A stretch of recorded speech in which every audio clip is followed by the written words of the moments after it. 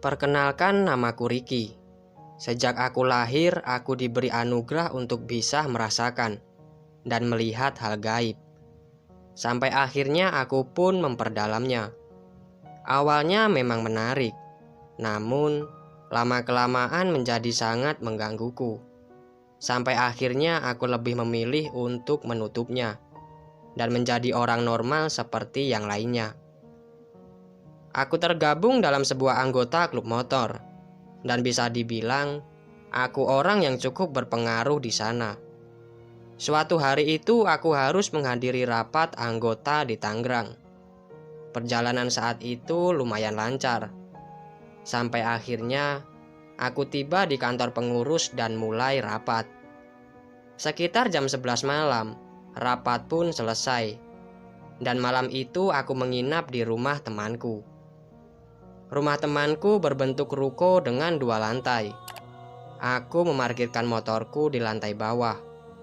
Di lantai itu hanya ada beberapa kursi dan meja jualan yang masih kosong. Tiba-tiba pacarku menelpon. Sambil membereskan barang-barang bawaanku, aku mengangkat telepon. Kami berbincang cukup lama.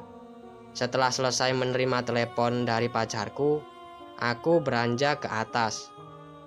Aku dan temanku mengobrol lagi sampai mata mengantuk. Sebelum tidur aku memutuskan untuk mandi dulu. Namun perlengkapan mandiku tertinggal di lantai bawah. Aku pun turun untuk mengambilnya.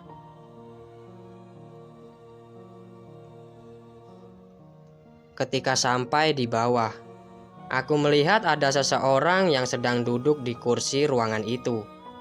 Seorang wanita dengan memakai kaos putih yang lusuh.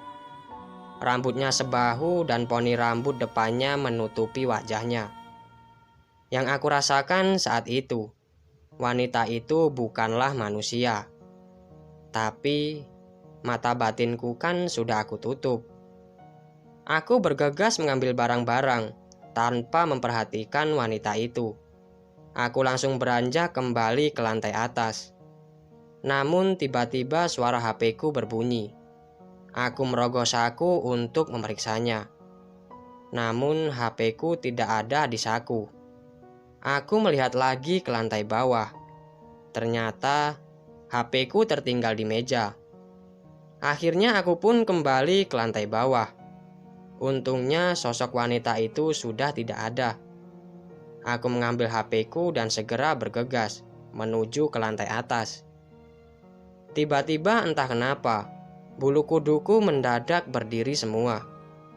Saat aku tengok ke arah belakang, sosok wanita itu sudah berdiri tepat di belakangku. Tanpa banyak berbicara apa-apa, aku langsung berlari ke lantai atas. Dikarenakan penasaran, aku pun bertanya kepada temanku, apakah dia sering melihat hal aneh di ruko ini. Katanya memang dia sering melihat penampakan seorang wanita. Namun setelah dibersihkan, sosok wanita itu sudah tidak lagi muncul.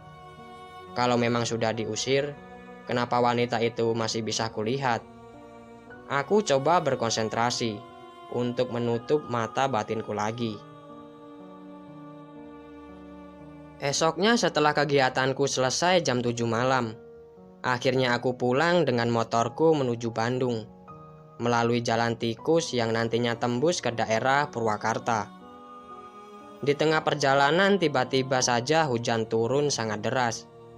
Saat itu aku tidak sempat untuk menghindari hujan itu, karena hujan turun secara tiba-tiba, dan hasilnya pakaianku basah semua. Hampir beberapa kilometer aku melaju dengan basah kuyup, sampai akhirnya aku menemukan satu jalan yang lurus. Hujan pun mulai reda. Badanku mulai bergetar karena kedinginan. Di kiri dan kanan sepanjang jalan ini sama sekali tidak ada rumah warga ataupun warung. Terpaksa aku masih harus melanjutkan perjalananku lagi. Saat itu tiba-tiba ada sebuah motor yang melaju dengan kencang. Aku pun terpancing dan berusaha mengejarnya. Motor itu terus melaju, dan berada jauh di depanku. Sangat cepat sekali.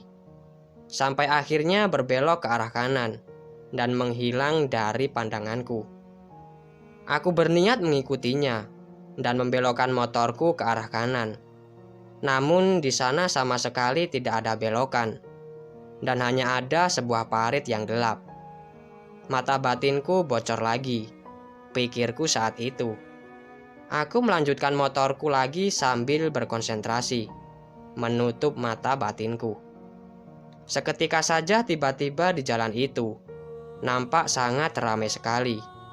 Mobil, truk besar dan motor tiba-tiba saja lewat di depanku. Kemudian aku melihat sebuah truk besar yang menabrak dan melindas motor dan mobil. Semua kecelakaan mengerikan yang terjadi di jalan itu bisa aku lihat dengan jelas.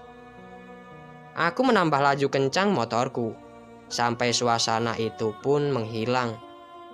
Kakiku mulai membeku dan badanku mulai bergetar. Aku berpikir untuk berhenti di tempat yang ada api unggun untuk menghangatkan badanku, sekalian juga menenangkan pikiranku. Tak lama kemudian di satu ruas jalan yang banyak truk terparkir, aku menemukan warung-warung yang beberapa di antaranya ada api unggunnya. Sangat aneh kurasakan waktu itu. Akhirnya aku berhenti di salah satu warung yang api unggunnya cukup besar. Aku memarkirkan motor dan mulai duduk di dekat api unggun itu. Tiba-tiba seorang wanita datang menyambutku. Aku pun memesan kopi hitam kepadanya. Kakiku mulai terasa hangat.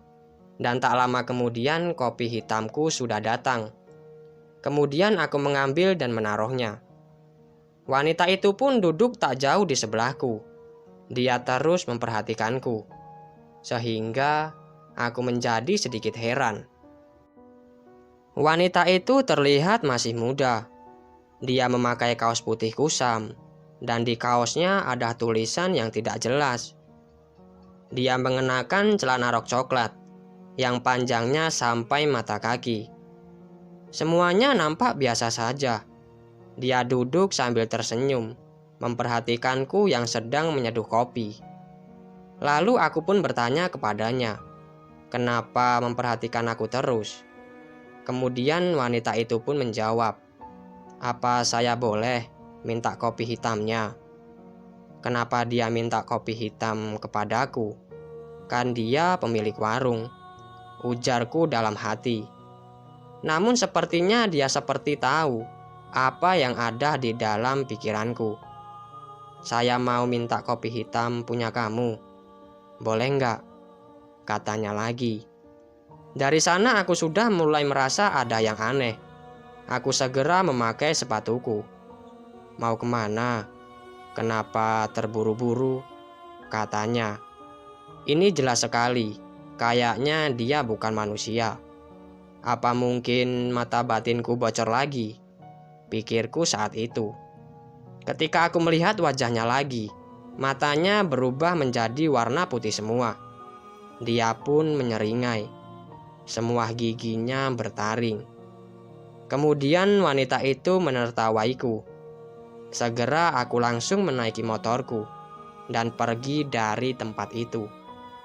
Di sepanjang jalan terdengar suara-suara bisikan gaib yang terus memanggilku. Aku lupa menutup mata batinku lagi. Di sepanjang jalan tersebut terlihat semua sosok yang menyeramkan.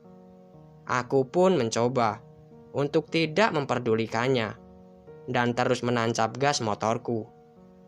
Sampai akhirnya aku sampai di jalan yang cukup ramai.